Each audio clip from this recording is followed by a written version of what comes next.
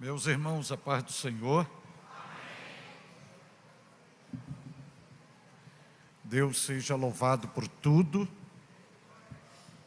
Quero agradecê-lo pela oportunidade riquíssima que me proporciona estar neste santuário com a noiva do Cordeiro, com o privilégio de celebrá-lo na beleza de sua santidade e poder dizer que o Senhor é bom e a sua misericórdia dura para sempre. De toda a minha alma externar o meu júbilo de gratidão a Deus pela vida, pela família, pelo ministério do pastor José Carlos de Lima, agradecê-lo pela generosidade para comigo, acolhendo-me nesta casa, estendendo as suas mãos sacerdotais sobre a minha vida e permitindo-me servir ao Senhor hoje, debaixo de sua autoridade pastoral, sacerdotal e ministerial. A nossa oração é que o Senhor conceda-lhe cada vez mais saúde e longevidade, sustentando-o com as suas potentes mãos e abastecendo-o com a sua preciosa graça para continuar resplandecendo a luz da glória do Evangelho de Cristo, fazendo a expansão do reino de Deus, demolindo as fortalezas de Satanás e glorificando o nome de Jesus. Que os céus venham recompensá-lo por esta bondade para comigo hoje aqui. E cumprimentando-o, eu cumprimento a diretoria desta igreja, o ministério desta igreja, que é composta de homens dignos e de forma meritória, ao lado do pastor José Carlos, ajudam-o a cuidar da noiva de Cristo nesta cidade e neste estado. Agradecer ao pastor Daniel Ferreira, que foi o instrumento que Deus usara mediando a nossa chegada até o estado, e agradecer ao pastor Edson Alves, que tem doado o seu tempo, a sua saúde, seu veículo, transportando-nos e cuidando da gente e prestando um serviço com excelência ao reino de Deus. Por bondade, abra sua Bíblia, por favor. Abra sua Bíblia no livro de Cantares de Salomão. Abra sua Bíblia, por bondade, no livro de Cantares de Salomão. Existe pelo menos 2 métodos para você achar com facilidade. O primeiro, primeira página da Bíblia, o índice. Você vai achar Cantares de Salomão. O segundo método é você se basear no livro de Salmos. Salmos, Provérbios, Cantares de Salomão.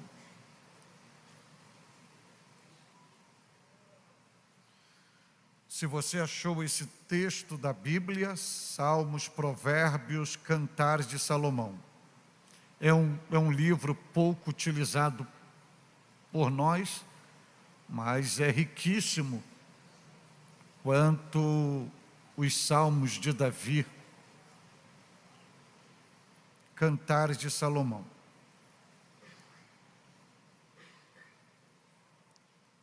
Se você achou o livro de Cantares de Salomão, diga graças a Deus.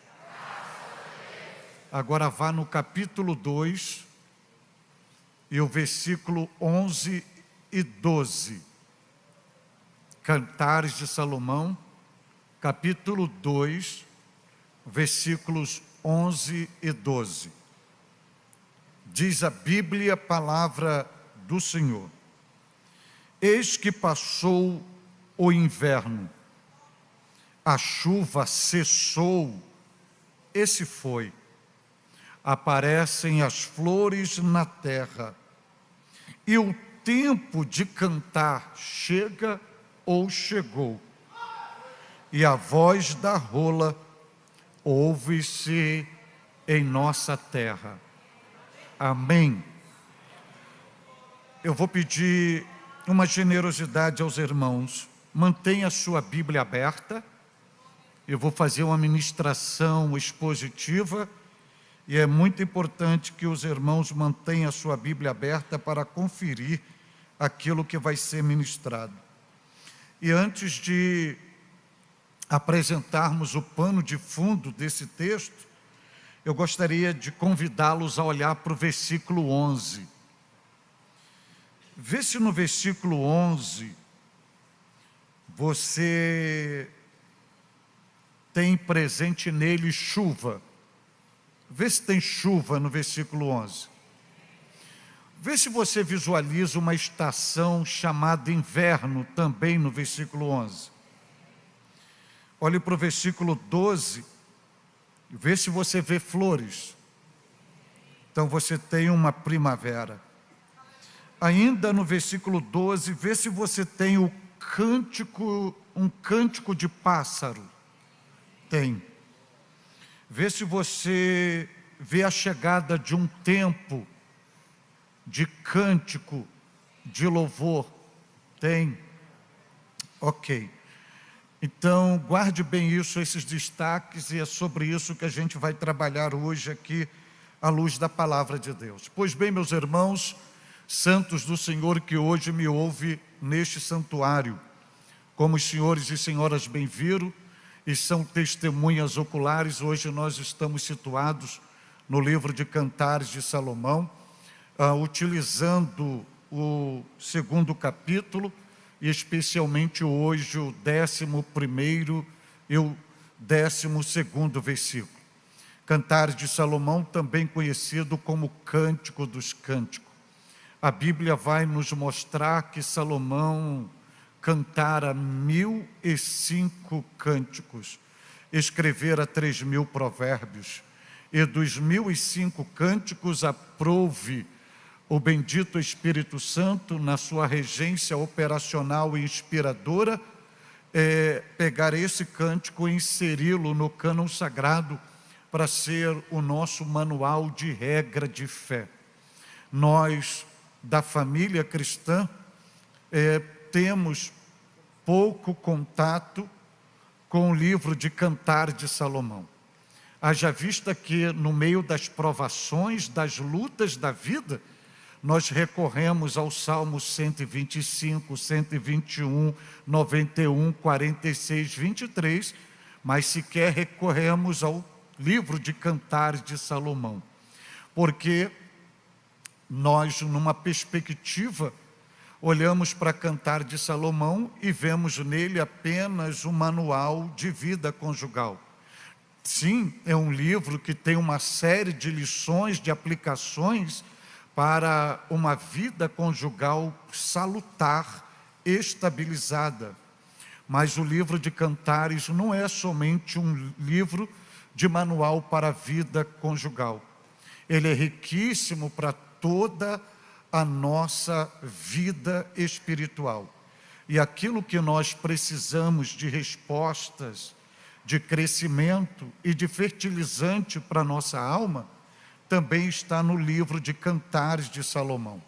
Por exemplo, se você quer saber sobre Jesus Cristo e uma visão plena cristocêntrica da pessoa de Jesus, da natureza de Jesus, do ministério de Jesus, da operacionalidade de Jesus, da grandeza de Jesus, da glória de Jesus, Cantares de Salomão.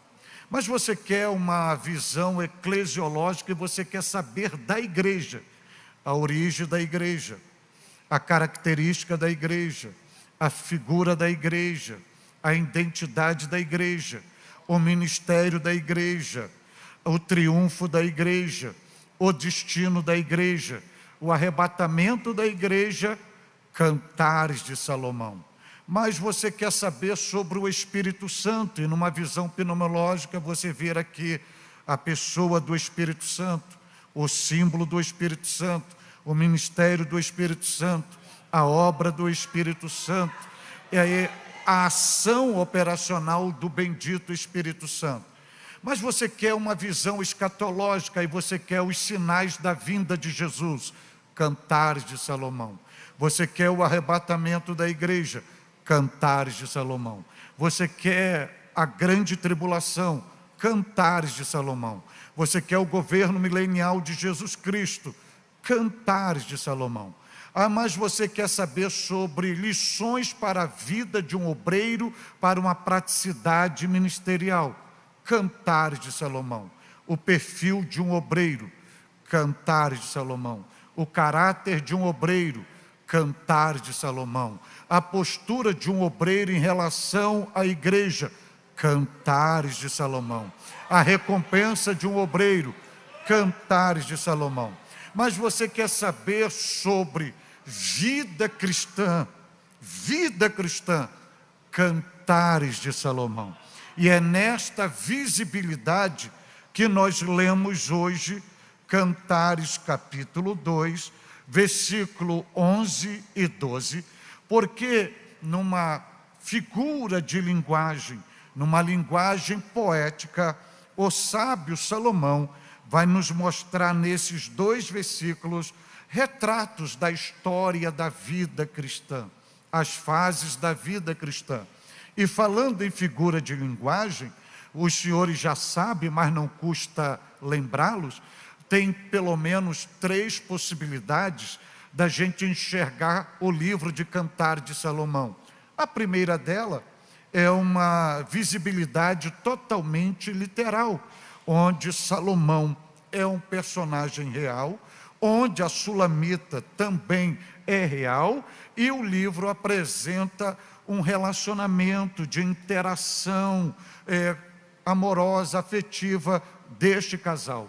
Mas numa visibilidade alegórica, Salomão aponta para Deus, Sulamita aponta para a nação de Israel. E numa visibilidade tipológica, Salomão é um tipo de Cristo e Sulamita é um tipo da igreja. Então, todas essas possibilidades nos possibilitam olhar para Cantares de Salomão nesses 2 versículos e visualizarmos a história da vida cristã. E falamos em vida cristã, você vai olhar aí, pedir para os irmãos observarem que tem inverno, que tem flores, que tem cântico, e tem pássaro cantando na terra. Então você vai ver aí as estações. E nessas estações é uma projeção tanto poética quanto profética do retrato da história da vida de cada um de nós. Logo, esses 2 versículos apontam para nós que a nossa vida não é estática, que a nossa vida não é parasitária, que a nossa vida não é uma vida inerte. A nossa vida é uma vida de estações, que você pode chamar de estágios, que você pode chamar de fase, que você pode falar de épocas, que você pode chamar de tempo. Isso significa dizer que a cada dia nós estamos em mutação, nós estamos em transição e nós estamos vivendo algo novo. Isso Deus estabeleceu também para nós.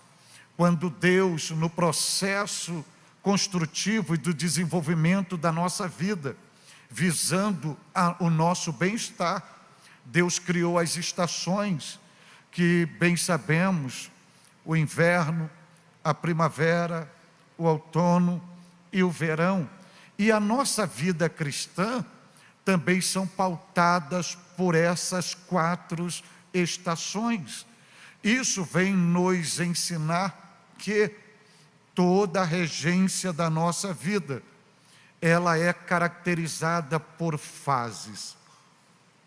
E Deus vai sinalizar isto no processo criativo, em Gênesis capítulo 1, no 4º dia.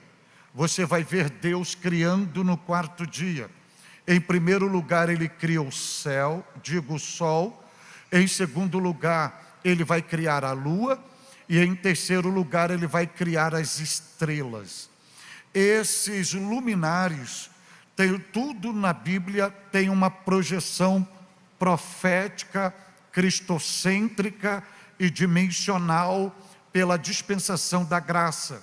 Quando Deus cria no quarto dia, o quarto dia simboliza o mundo. E no quarto dia Deus cria o sol, projetando Cristo. E depois do sol ele cria a lua, uma projeção tipológica da igreja. E depois da lua ele vai criar as estrelas, que é uma projeção dos pastores, que você pode visualizar em Apocalipse, capítulo 2 e capítulo 3, e capítulo 1, que as estrelas, 7 estrelas nas mãos do Senhor, apontando para os líderes, para os pastores, para o ministério. Então veja, primeiro Cristo, que é o sol, depois a igreja não tem luz própria como a luz que a igreja tem é de Cristo, a lua reflete a luz do sol, como a igreja reflete a luz de Jesus, e depois da igreja os ministros. Então tudo isso no quarto dia, mas de todas essa riqueza do quarto dia, nós temos a lua, e quando Deus cria a lua, Deus vai criar a lua com 4 fases. Deus vai criar a fase nova, a fase crescente, a fase cheia e a fase minguante.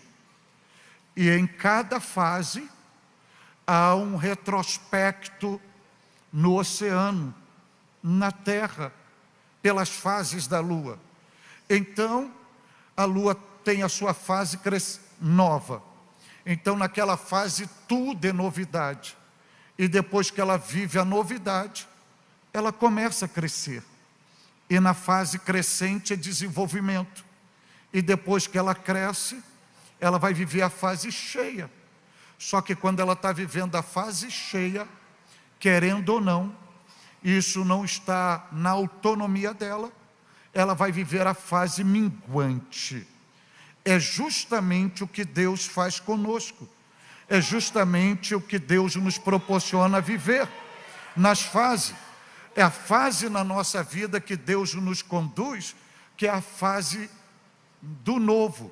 Tudo é novo, tudo é surpresa, tudo é agradável, tudo é novidade.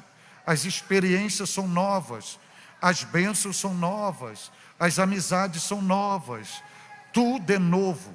Aí quando a gente vive o novo, Deus nos leva ao crescimento. A gente cresce, desenvolve, progride, avança, chega a uma estatura. E depois que a gente cresce, Deus nos leva a um nível de abundância, enche os lagares, enche os celeiros, nos leva à fartura, nos leva a viver o melhor. E quando a gente acha que ali vai ser o final de tudo, Deus nos leva à fase minguante. Tudo evacua das nossas mãos. Da noite por dia é escassez, é vazio, é provação. Tudo mingua.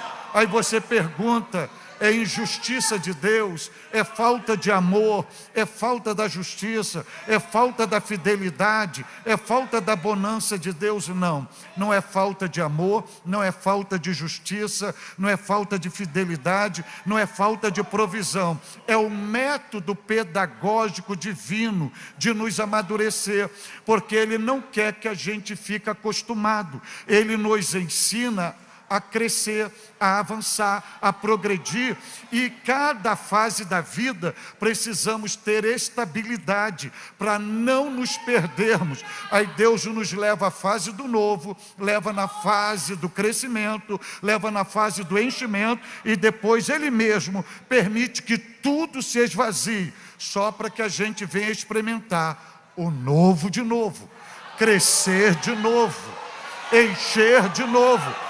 Este é o ciclo que Deus nos proporciona para nós. E isso está na lua. Quando nós chegamos em Cantares, nós vemos a mesma mensagem, o mesmo projeto, a mesma ideia. E eu quero destacar hoje aqui, convidar aos irmãos a olhar para o versículo 11. E olha aí, veja se tem inverno. Tem inverno? Tem inverno. Eu disse tudo isso para mostrar que o inverno é uma das estações, não só da nossa vida biológica, mas da nossa vida espiritual. E o que a estação do inverno representa na nossa vida cristã? A estação do inverno representa a adversidade, a chegada do dia mau, os problemas da vida, as situações adversas, aquilo que é contraditório a nós. E a estação inverno, nós que estamos em solo brasileiro, no nosso calendário é no meio do ano, o inverno. E quando chega o inverno, Deus não para o céu para se levantar do trono para perguntar à população brasileira: você quer o inverno? Você gosta do inverno? Você aceita o inverno? Você está preparado para o inverno? Você tem agasalho para o inverno? Você tem aquecedor em casa, como lá no sul, como Laje, Santa Catarina, vocês têm lareira em casa? Deus não pergunta. Quando chega, por exemplo, na Europa, de dezembro, janeiro, que o inverno é castigante, que chega a cair neve na América do Norte, Deus não pergunta àquela população: vai cair neve, vai esfriar, vai ser abaixo de zero. Vocês estão preparados? Tem aquecedores nos automóveis? Tem aquecedores na residência? Deus não pergunta. Ele decide, libera e o inverno chega. Sem pedir licença, sem pedir autorização. O inverno não tem preconceito de cor, não tem preconceito de nação, não tem preconceito de sexo, não tem preconceito de faixa etária. O inverno chega tanto para o recém-nascido quanto para o idoso. Chega tanto para o camponês que está lá no campo, semeando grão para sobreviver, quanto chega nos arranha-céus, onde está a elite. Chega para o analfabeto, chega para o intelectual, chega para o cidadão morador de rua, chega para aqueles bem abrigados, com os melhores e maiores apartamentos. O inverno não tem preconceito. Quando ele tem que chegar, ele chega. Assim são as crises, assim são as adversidades, assim são as provações.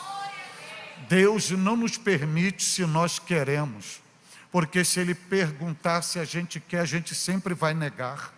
Dizemos que não quer. Ele nunca pergunta se a gente está preparado. Ele permite a estação do inverno espiritual chegar. Há momentos que a gente amanhece sorrindo, num verão, e terminamos no inverno, chorando. Há momento que a gente entra à noite num verão, celebrando. E quando abrimos os portais da vida no dia seguinte, é um grande inverno. E deixa eu dizer algo aqui à luz da Bíblia. Por exemplo, a população que está na Europa e América do Norte, tipo dezembro, janeiro, que foi um período muito grave do inverno e chegou abaixo de zero, chegou a 5 negativo. Se eles pegassem um voo para escapar daquele inverno e viesse para solo brasileiro, em julho, tem um inverno esperando por eles, porque inverno não se foge. Você pode ir para qualquer lugar do planeta Terra, sempre vai ter o inverno te esperando. É Deus ensinando que de luta não se foge, de prova não se foge, não se muda de lugar, não se muda de ambiente, porque você pode chegar e ali ser a estação do verão, mas por certo vai chegar o inverno. Então o inverno, luta, provação, se enfrenta, se adapta, se encara.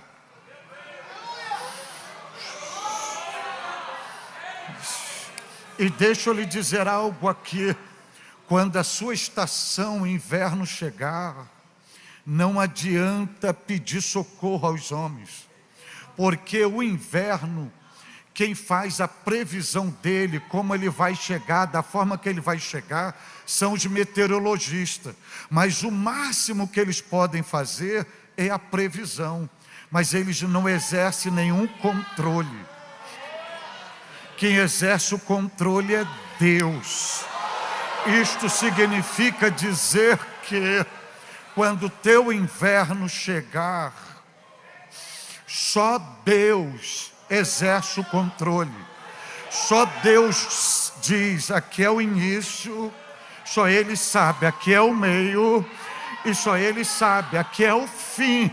O que cabe a mim e a você talvez a gente não tenha agasalho, talvez a gente não tenha aquecedor no automóvel, na casa, mas não tem como correr da luta, da dor, do sofrimento, da aflição, do choro, da agonia, do dia mau, da tristeza. Não tem como correr. Aí como fazer? Se adaptar, enfrentar, encarar, manter-se firme. Sabe por quê? Porque você não é melhor do que Jesus. Se você ler o Evangelho de João, tem um versículo lá que diz assim: e entrou Jesus no templo, vírgula, porque era inverno. Até Jesus viveu tanto o inverno regido pelo tempo, pela meteorologia, quanto o inverno existencial lá no Getsêmani, falando com os seus discípulos, Pedro, Tiago e João: a minha alma está profundamente triste, eu estou com agonia, eu estou com pavor, eu estou com medo. Mas a Bíblia vai dizer que quando foi inverno, quando era inverno, onde ele foi pegar abrigo, onde ele foi se proteger, onde ele foi se abrigar? No templo. Jesus está ensinando o seguinte: quando o dia mau chegar, não perca o domínio próprio, não perca a razão, tenha o controle das suas emoções, não tome decisões precipitadas, corra para o templo, porque no templo é o melhor lugar para você viver o seu inverno existencial. Glória a Deus, glória a Deus, glória a Deus, glória a Deus. Aí você deve estar me perguntando: pastor Cláudio Gama, como são as características desta fase do inverno, essas crises espirituais, existenciais? Como são? À luz da Bíblia Sagrada, eu vou lhe dar algumas hoje aqui. A primeira delas, esta fase do inverno, é aquela fase de provações inexplicáveis pela mente humana. É quando chega o dia mau. E esse dia mau ele pode chegar por meio de um diagnóstico médico que você não estava esperando por ele. E aquele diagnóstico médico, ele vai te colocar num grupo de risco. Esse dia mau, ele chega quando você vê, como o meu caso, o teu filho dá o último suspiro debaixo das suas mãos e você só tem que agradecer. não tem outra palavra a não ser agradecer. E quando esse dia mau chega, essas provações inexplicáveis, ou quando Deus, como no meu caso, olha para você e diz assim: eu vou te matricular na minha escola da provação, e Ele te matricula sem você pedir para ser matriculado, e Ele te matricula, mas não diz como vai ser a prova, não diz quantas questões você tem que acertar, e a cada dia Ele vai te avaliando, e nesta avaliação Ele vai te espremendo, como uma cana na moenda, Ele vai te quebrando, vai extraindo o teu sumo, até você se sentir um bagaço. Aí você faz uma análise da sua vida, e você diz: eu estou bem com Deus, eu não cometi pecado, eu não rompi com a aliança, eu não feri a sua santidade, eu luto nas minhas limitações para agradá-lo, para orar, para dedicar, minha vida é uma oferta para Ele, e parece que tudo conspira contra mim, e você faz uma análise na sua mente, não tem explicação. Aí você vê que a sua vida está no altar, que você está em comunhão, que Deus, você sente a presença de Deus, que Deus não te abandonou, mas você olha para o teu lado direito, tudo é contrário, olha esquerdo, tudo adverso, olha para frente, é só coisa ruim, olha para trás, é o vendaval, e você diz: onde eu vou parar? Não aguento mais. É o inverno que chegou, é o inverno que chegou. Só que a mente humana não tem explicação para isto, mas a Bíblia tem resposta para isso. E quem vai dar resposta para isso é o apóstolo Pedro. Na primeira epístola, no capítulo 4, no versículo 12, no versículo 13, versículo 14, parafraseando o que Pedro disse, ele diz assim: amados, não estranheis a ardente prova que vem sobre vós, para vos provar, como se alguma coisa estranha estivesse acontecendo. Pedro diz isso: não estranhe isto. Não estranhe. Aí no versículo 14, parafraseando, ele diz assim: bem-aventurados sois. Ele diz: vocês não são malditos, vocês não são desgraçados, vocês não são abandonados, vocês não são rejeitados, vocês são bem-aventurados. Se pelo nome de Cristo vocês são vituperados, sabe por quê? Porque vocês não são carnais, vocês não são levianos, vocês não são pecadores, e vocês não quebraram a aliança. Bem-aventurados sois, porque sobre vós repousa o Espírito da glória de Deus.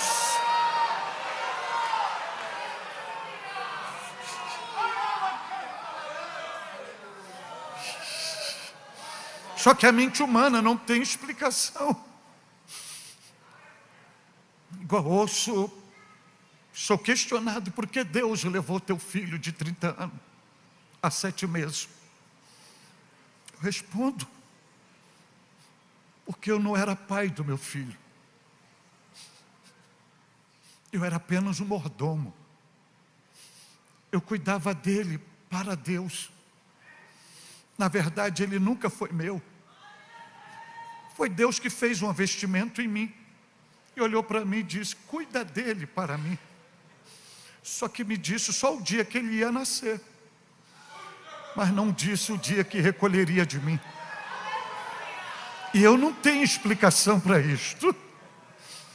É o inverno que chega, e mesmo chorando, como estou aqui hoje, com o coração sangrando,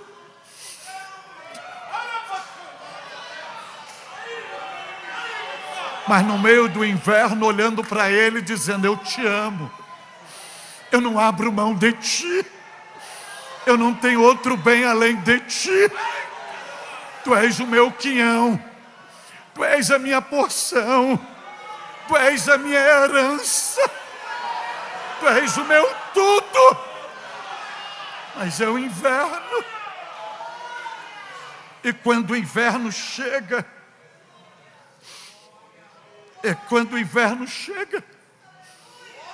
é aquela ocasião que você é identificado pelo cheiro de mofo. E o que é o cheiro de mofo na Bíblia? O cheiro de mofo são as falsas acusações. Aqui no Nordeste, provavelmente, os irmãos não sabem o que é isso. Mas o pessoal do Sul, na Europa, na América do Norte, região de muito inverno, muito frio, o ambiente muito fechado, trancado, quando você abre tem fungo. O vapor, o odor que vem é mofo. E o que representa o mofo? As falsas acusações. Pessoas que não conhecem a sua história, não conhecem o propósito de Deus na sua vida, não conhecem a tua dor, não conhecem o preço que tu paga, não conhecem as lágrimas que você derrama, e por causa da adversidade, da prova, da luta, diz: isso tudo é porque você tem pecado, isso tudo é porque você desobedeceu a Deus, isso é a mão de Deus que está te pesando, isso aí é o juízo de Deus, isso é a ira de Deus. Aí fica te acusando, te acusando, te acusando. Ele se coloca na posição de juiz, te coloca na posição do banco dos réus, e o que você precisa não é de julgamento. Naquele momento você precisa de calor humano, de uma mão amiga, de um ombro, só para chorar, chorar, chorar, chorar. Mas eles te colocam no banco dos réus, totalmente contraditório com o que a Bíblia ensina, porque Paulo vai ensinar em Romanos 14:4, e diz assim: quem és tu, irmão, que julga o servo alheio? Em outras palavras, Paulo está dizendo: quem te deu autonomia para julgar este servo? Tu não és juiz, o juiz é o Senhor. Então deixa eu lhe dizer algo aqui à luz da palavra de Deus, irmãos. Se você não conhece a história de uma pessoa, se você não conhece o processo que Deus levou e matriculou esta pessoa na escola da aprovação, se você não conhece a sua dor, sua história, seu sofrimento, seu estágio de vida, não julgue, não julgue, porque na Bíblia Deus te chama de salvo, mas não te chama de juiz, te chama de ovelha, mas não te chama de juiz, te chama de profeta, mas não te chama de juiz, te chama de sacerdote, mas não te chama de juiz, te chama de cedro do Líbano, mas não te chama de juiz, te chama de palmeira, mas não te chama de juiz, te chama de soldado, mas não te chama de juiz, te chama de corpo de Cristo, mas não te chama de juiz, te chama de santuário do Espírito Santo, mas não te chama de juiz, te chama de príncipe, mas não te chama de juiz, te chama de menina dos olhos do Senhor, mas não te chama de juiz, te chama da noiva do Cordeiro, mas não te chama de juiz, porque juiz só existe um, o justo juiz.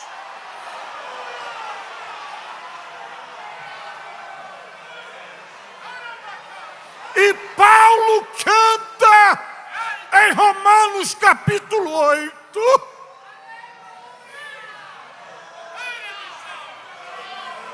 quem intentará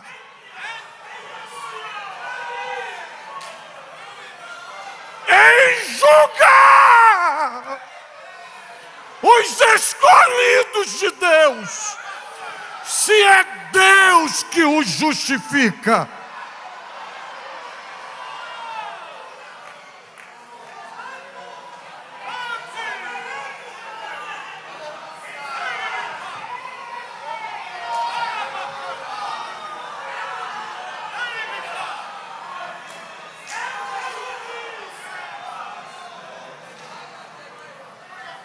E nesta fase de inverno, eu vou lhe dar mais uma característica, eu vou poupar os irmãos. Essa fase é o período que se perde todo o fervor espiritual. Nesta fase do inverno, eu vou mostrar isso tanto sociologicamente quanto no mundo da botânica, principalmente na Europa e na América do Norte. Você vê árvores antigas, centenárias, frondosas. Quando o inverno chega, não respeita a sua idade, sua altura e o seu tronco. O inverno tira suas flores, tira suas folhas e deixa despida. Ela fica toda esquelética. Só o tronco e os galhos desnudos. E quem não entende de botânica, diz assim, está morta. Nunca mais vai frutificar. É justamente nesse momento do inverno. A dor é tanta, o sofrimento é tanto, que a gente procura as lágrimas para derramar.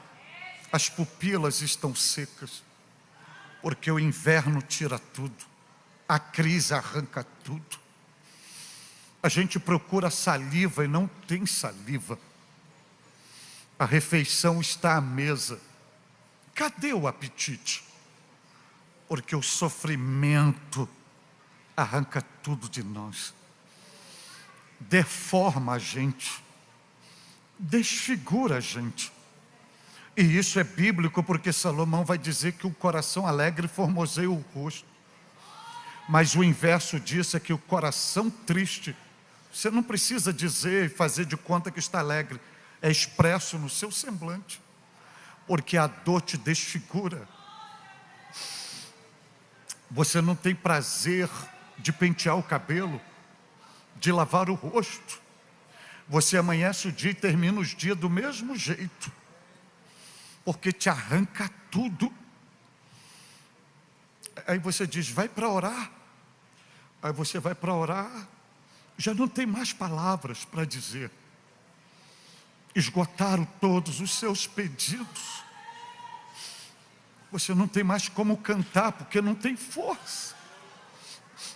A Bíblia está diante dos teus olhos, cadê o ânimo para sequer se aproximar dela? E isso não tem nada a ver com pecado. Isso não tem nada a ver que você está desviado, afastado da presença de Deus. Isso é a crise que chegou. É o inverno. E quem nos vê esquelético, na pele e no osso, como a árvore sem folha, só nos galhos, como quem não entende de botânica diz, está morta. Quantos decretam a nossa morte? Quantos não fazem o nosso velório existencial? Quantos dizem, não sai dessa, acabou, não tem mais jeito, entrega, renuncie, se afaste, acabou tudo, está morto. Mas deixa eu dizer algo, a árvore, mesmo despida, ela só tem aparência que está morta, mas ela não está morta, porque dentro dela tem uma seiva que homem não vê, mas ela desfruta desta seiva, chamada caule, que a mantém viva. É justamente o que acontece conosco. Estamos na pele e no osso. Às vezes não conseguimos andar com os pés, andamos de joelho. Às vezes não andamos de joelho, nos rastejamos e diz, está morto. Não estamos, só temos a aparência que estamos mortos. Sabe por quê? Porque dentro de nós tem uma seiva divina, chamada Espírito Santo, que nos mantém vivo e diz diariamente, não temas, não temas, estou contigo, é só uma fase, vai passar, vai passar, vai passar.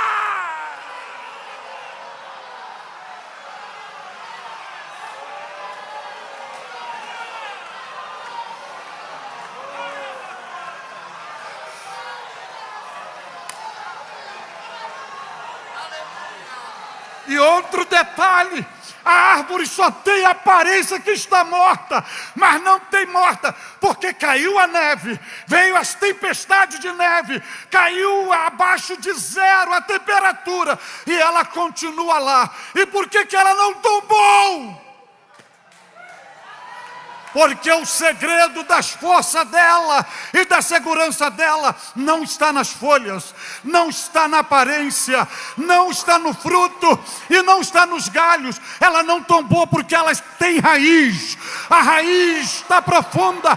Sabe por que entra luta e sai luta e você está aqui? Porque você tem raiz.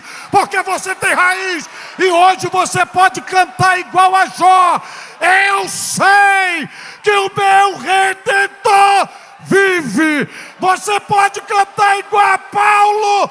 Eu sei em quem tenho crido.